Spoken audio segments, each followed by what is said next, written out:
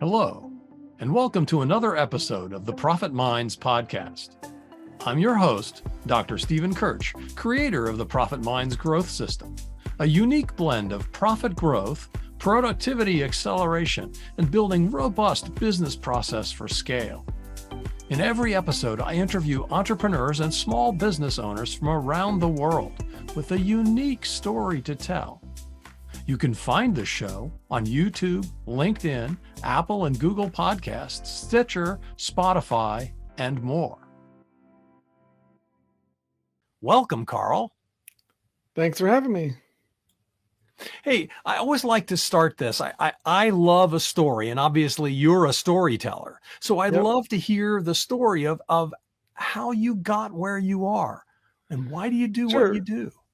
Yeah, I'm happy to tell it. It's something when I tell a lot. Basically, I've been an artist my entire life. I grew up drawing, painting, sculpting, big Legos kid. And I got my passion for storytelling from my dad. He's a really good storyteller. And I knew I wanted to study animation when I saw the first Toy Story film. I was like, "Ooh, Dad, I gotta do that. That's so cool." And then beginning of 2002, I started to feel like something wasn't quite right with me physically. I've been a competitive swimmer my whole life, so I knew what I was supposed to feel like. And it wasn't like, oh, my shoulder kind of hurts. It's like a general blah feeling. But by August, they still hadn't figured out what was wrong with me. And I had lost 55 pounds and had sunken cheeks and eyes. I was really pale. Started to get really, really bad headaches. And so my parents took me for an MRI up in Walnut Creek. And we were waiting around for another appointment when my pediatrician called and said he's going to drive up from Pleasanton to come talk with us. And we saw him walking up with this big envelope in his hands. You could tell he'd been crying. And he brought us into a little side meeting room. I remember I was sitting knee to knee with him in this big U-shaped chair with really high armrests, kind of leaning forward towards him, when he pulled out the results of the MRI and showed me I had 2 brain tumors. And it felt like I got punched in the chest. I actually moved backwards in my chair, and for the next 2 weeks, everything sounded like the adults from Peanuts, kind of wah, wah, wah, wah, because I've never had the flu, never broken any major bones, never been stung by a bee. I'm pretty sure I've never been bitten by a mosquito. So to get brain tumor diagnosis at 15 years old was a complete sucker punch out of nowhere.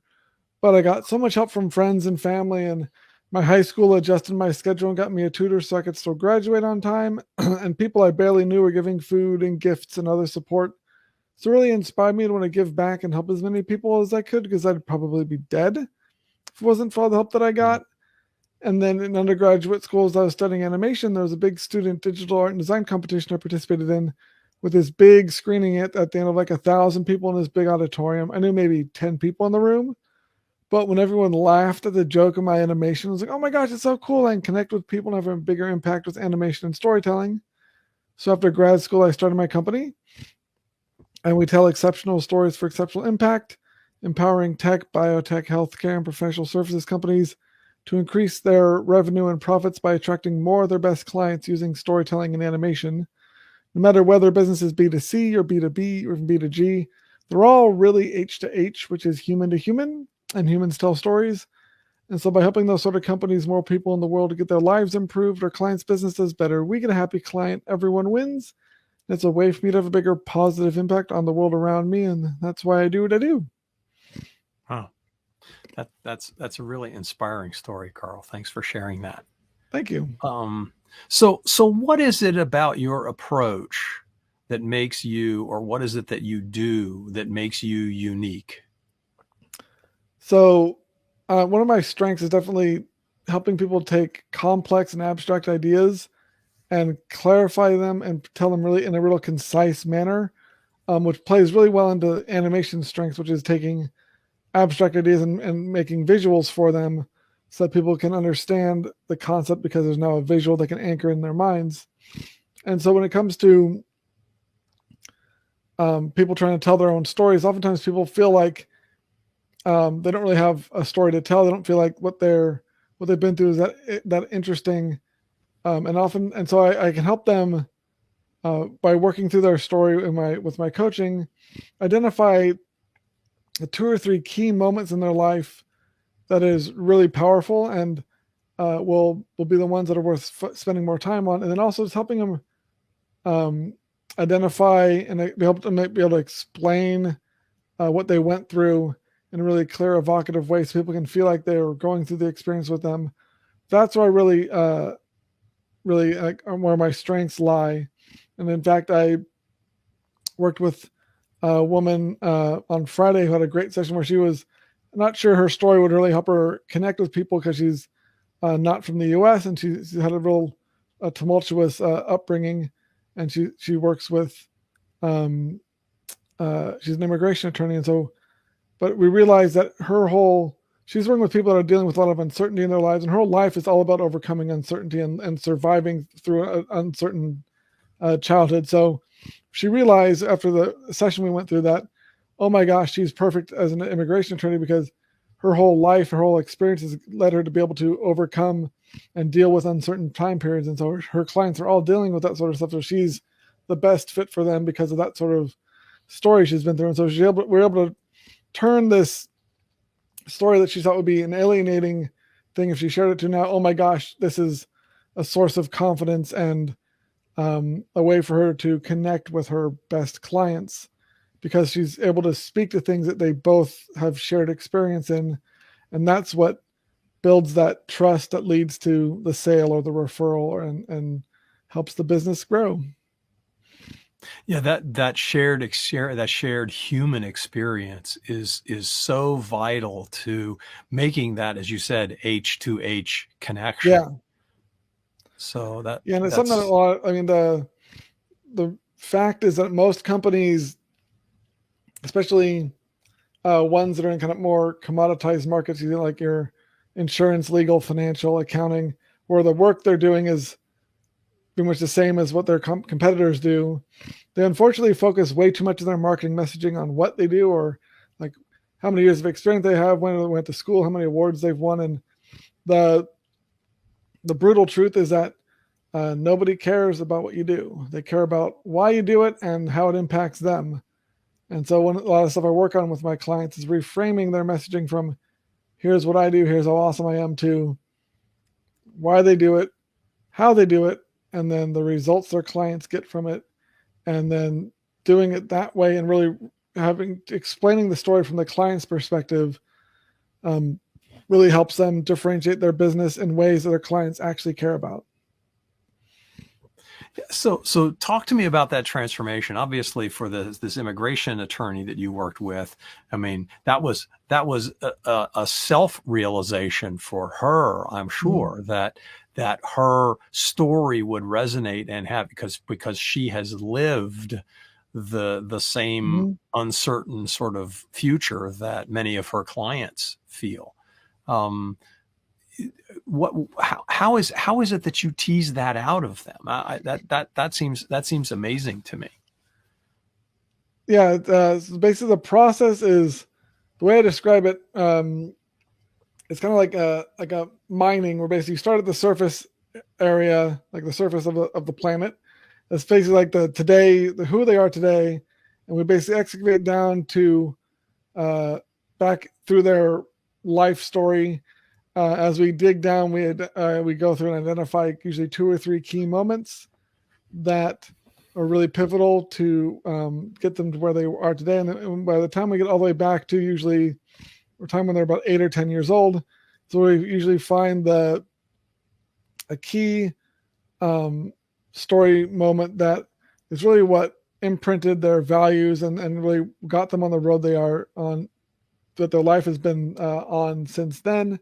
And once you kind of dug all the way down and kind of identify the key moments, you usually see some themes emerge to throughout from what they've said to me. And so it's a lot of me asking them questions and having them and really mirroring back what they've told me. And then like in this last case, she basically said, "Oh, I've been through X, Y, and Z a lot. Like I've been through all this uncertainty." And I said, "Well," and then I hear something go, "Okay, that's the connective theme that now ties it all together." And so it's basically a process of giving them a sounding board to work through these stories and share what they've been through.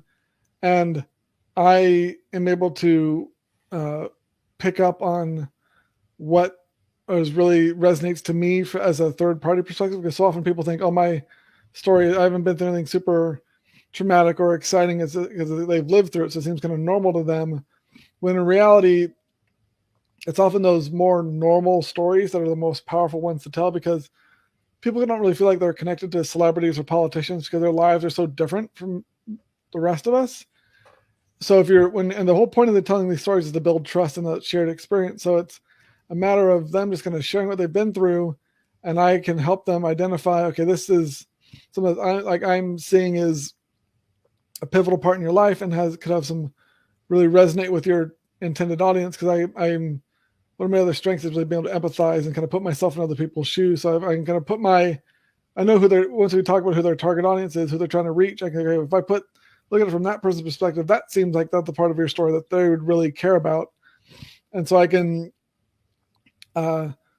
mirror back what they've been saying and then see what parts really resonate. And then that helps us identify the key story points to really polish up and then help them explain it in really evocative emotional terms so that people feel like they're going through the experience with the speaker as they're telling the story. And when you get that really refined and polished up, then you get this story that really immerses people, and at the end they feel like they know who they're talking to now, and it really inspires the client to share more about themselves. And then when you show them you've seen and heard and understand them and empathize with them, that's what builds the trust that leads to the sale or the referral or what have you.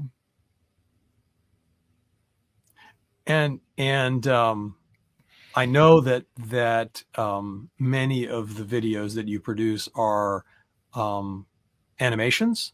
Is that the primary vehicle that you use, or are there other vehicles as well? So the animation is a great tool for storytelling, but a lot of the coaching clients I work with don't ever get an animation, at least not right away, because they're not ready for it or they don't really need it. But they all need to tell these sort of stories. So the stories that I help people create through my coaching are ones they use on their website, social media, emails, when they're networking, all that sort of stuff. And then depending on what their situation, there might be a story that's worth creating animation for. Usually depends on the industry they're in and what they're where they are in their businesses, development and their growth, that sort of thing.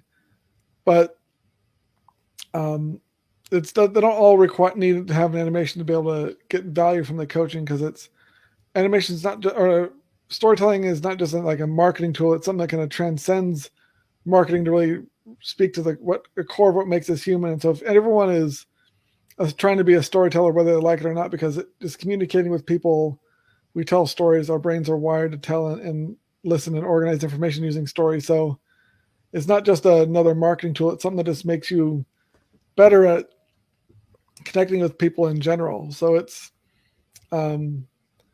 and oftentimes the reason why I started doing the coaching is because people would come to me for an animation and they show me the script they've written and I go, no, this needs a lot of work. And so we'd basically spend a bunch of time working on the story part. And so I realized that even though not everyone can afford an animation, they all need help with the storytelling. So I can just help them with the story separately and help them bridge that gap to where they are, to hopefully get to the point where they can afford an animation. I see. So the output really is, for the client, is really the story, right? And it's how they tell that story, and it's where they tell that story, and they tell that story everywhere. Because the real value behind the animation is not the actual animation itself. Right. It falls in line with something I tell people a lot when it comes to explaining the real value of what you're offering. It's not the thing itself; it's the results of the thing you do. And so animation's real power comes in its ability to tell a good story. That's the first result. Second result is the story has the intended impact on the audience to get them to follow your call to action, which is the second result. So if you just have an animation with no powerful story, you wasted your money on the animation, because it's basically it's fun graphics. It might be entertaining and look cool, but if the story's not there, it's not going to be successful. You're not going to get the results you want. And that's one reason why it pains me when I see people that they get an animation done for like $500 or something super cheap, and they basically, because the company just takes whatever script you send them and uses it, and then they wonder why the graphics are also cheap and low quality anyway.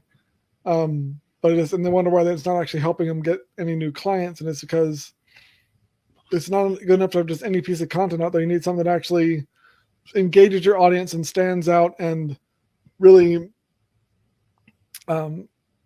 is high quality enough to make the right sort of first impression with your audience. And so you need that story, you need that quality in the storytelling and in the content creation to really get the results you want. Well, that makes a lot of sense.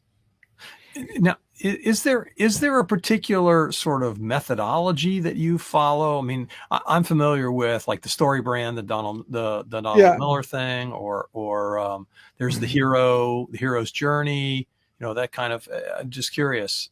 Sure, yeah, it's a good question. The story brand is great. It's a good framework. There are some holes in it, and so I've studied storytelling for a long time.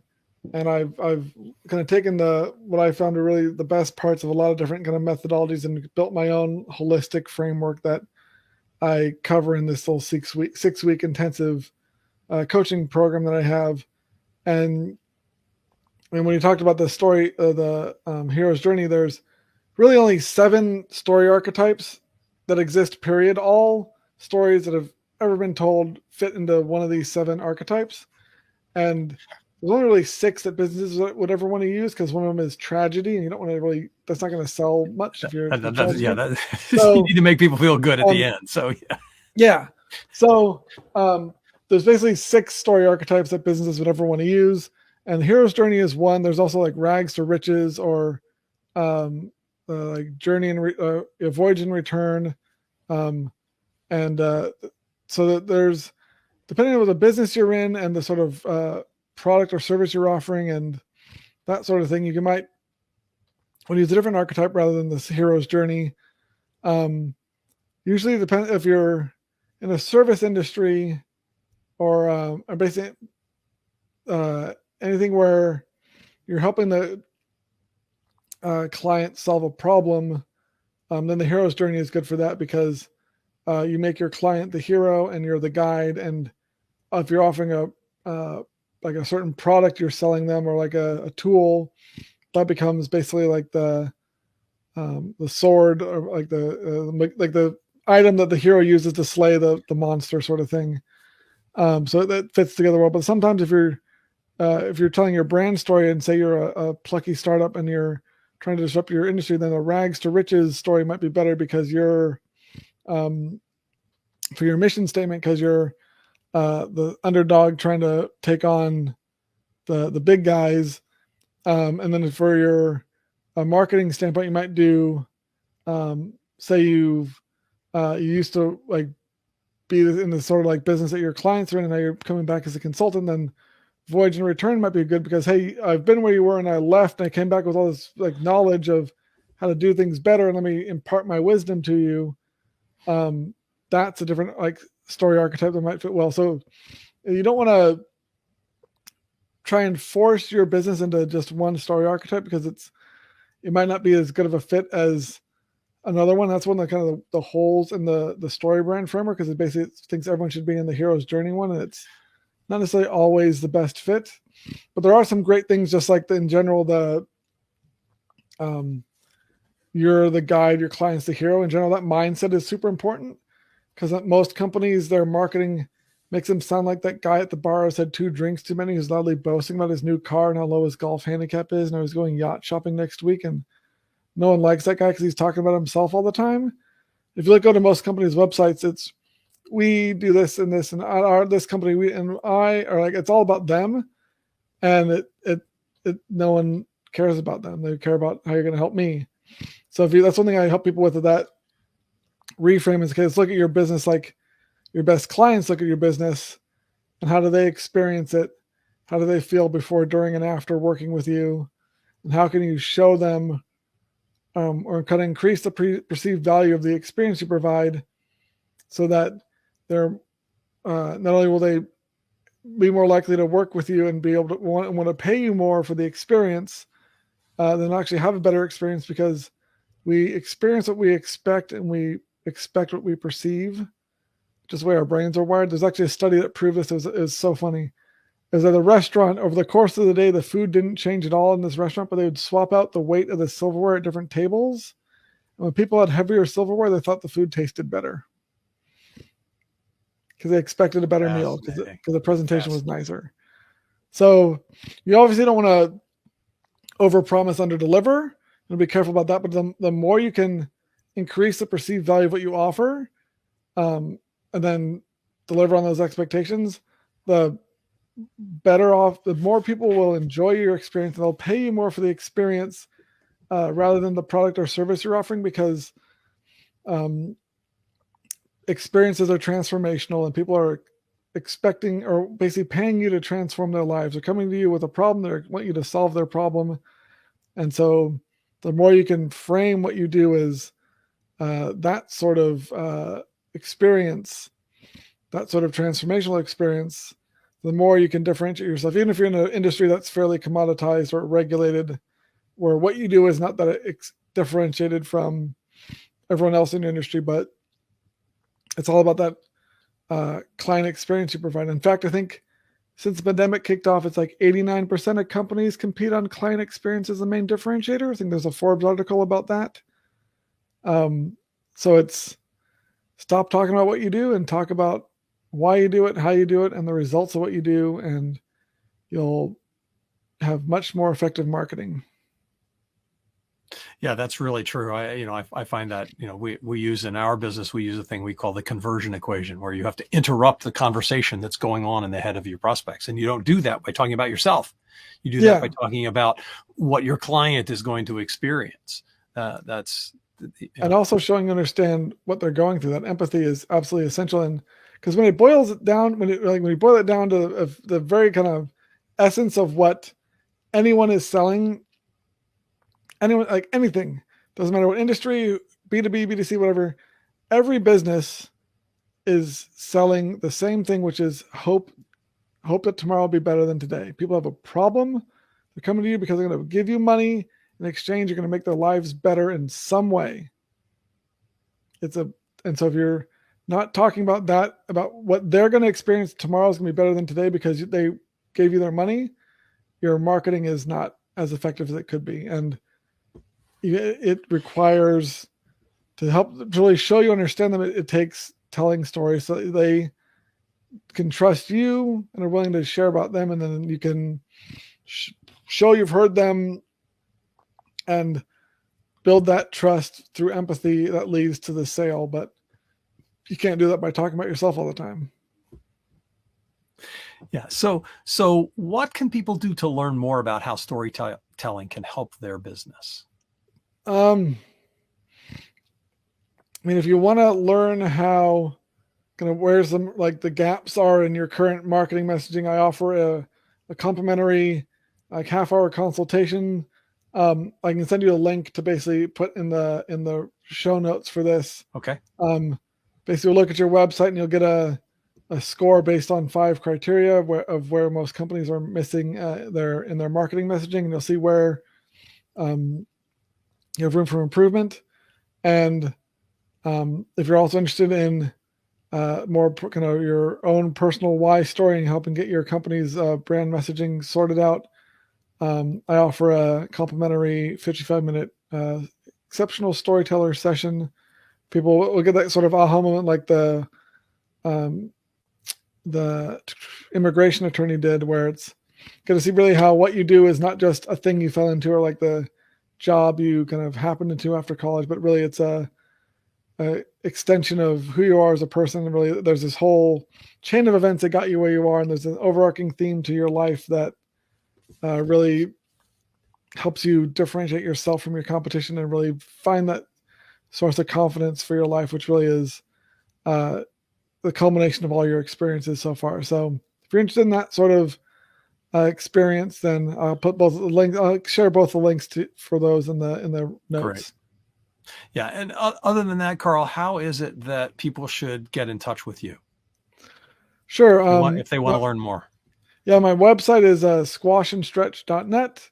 If you want to find me on LinkedIn, it's linkedin.com/in/KPONTAU.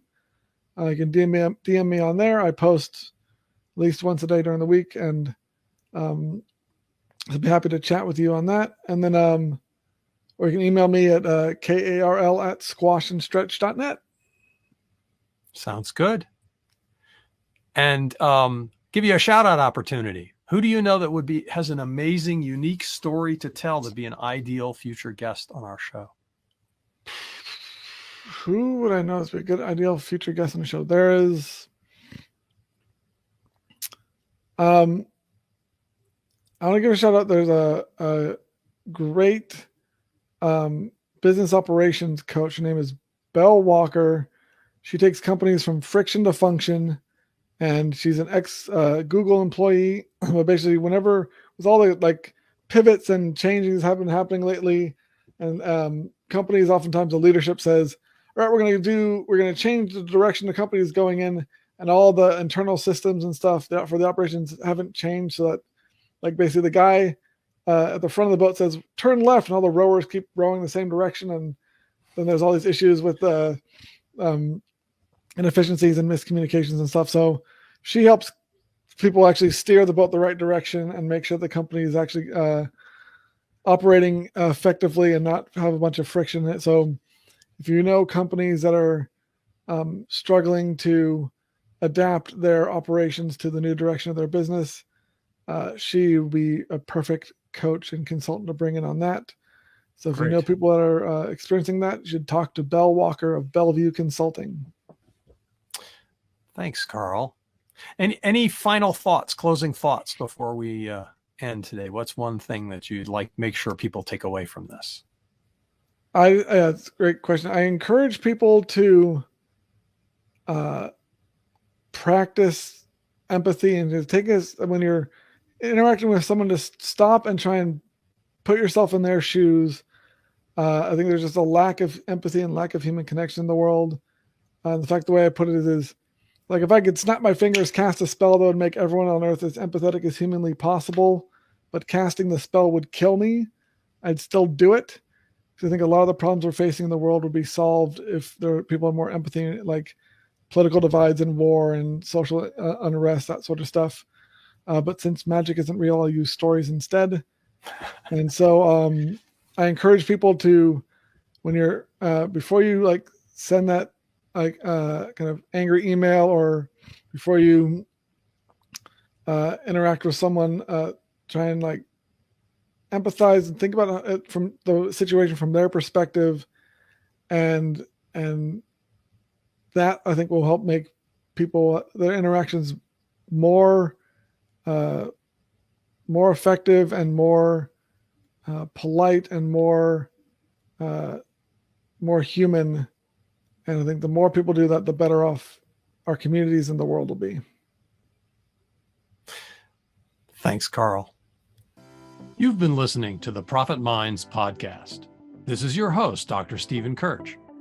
Please visit www.profitminds.net for other episodes or to contact me.